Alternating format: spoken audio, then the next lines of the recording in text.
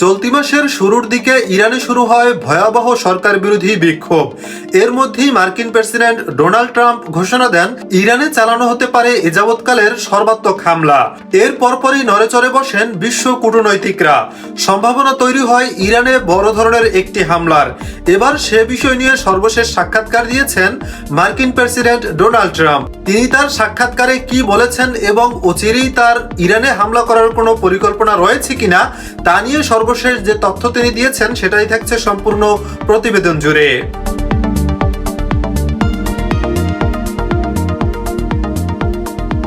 মার্কিন president Donald Trump বলেছেন ইরানের বিরুদ্ধে সামরিক ব্যবস্থা নেওয়ার প্রয়োজন নাও হতে পারে। বৃহস্পতিবার একটি তথ্যচিত্রের উদ্বোধনী অনুষ্ঠানে এ কথা বলেন তিনি। একটি সম্ভাব্য পারমাণবিক চুক্তি নিয়ে তেহরানের সঙ্গে আরও আলোচনার পরিকল্পনা রয়েছে বলেও জানান ট্রাম্প। খবর দ্য ডনের। ট্রাম্প বলেন, আমি আমার প্রথম মেয়াদে মার্কিন সামরিক শক্তি বাড়িয়েছি। এখন আমাদের একটি বাহিনী ইরানের দিকে যাচ্ছে। আশা করছি আমাদের এটি ব্যবহারের প্রয়োজন হবে না। ইরানের সঙ্গে আলোচনায় বসবেন কিনা এমন প্রশ্নের জবাবে ট্রাম্প বলেন, আমি আগেও আলোচনা করেছি এবং আরও আলোচনার পরিকল্পনা করছি। তিনি বলেন, আমাদের অনেকগুলো বড় ও শক্তিশালী জাহাজ এখন ইরানের পথে। যদি সেগুলো ব্যবহার করতে না হয় তবে সেটি হবে সবচেয়ে ভালো বিষয়। ট্রাম্প ইরানকে তার পারমাণবিক কর্মসূচি নিয়ে খুব দ্রুতই একটি চুক্তি করার দাবি জানিয়েছেন।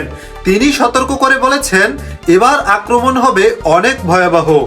ইসরায়েলের সঙ্গে তেহরানের 12 দিনের যুদ্ধের সময় জুন মাসে যুক্তরাষ্ট্র 3টি ইরানি পারমাণবিক স্থাপনায় বোমা হামলা চালায়।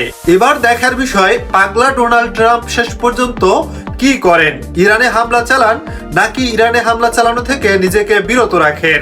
তবে সাম্প্রতিক সময়ে ডোনাল্ড ট্রাম্প যেভাবে তার পাগলামির পরিচয় দিচ্ছেন তাতে করে এবারও তিনি ইরানের উপর যে কোনো ধরনের বড় হামলা চালিয়েই ফেলতে পারেন বলেই রাজনৈতিক বিশ্লেষকরা মনে করছেন। এ সম্পর্কে আপনাদের মতামত অবশ্যই কমেন্টে লিখে পাঠাবেন।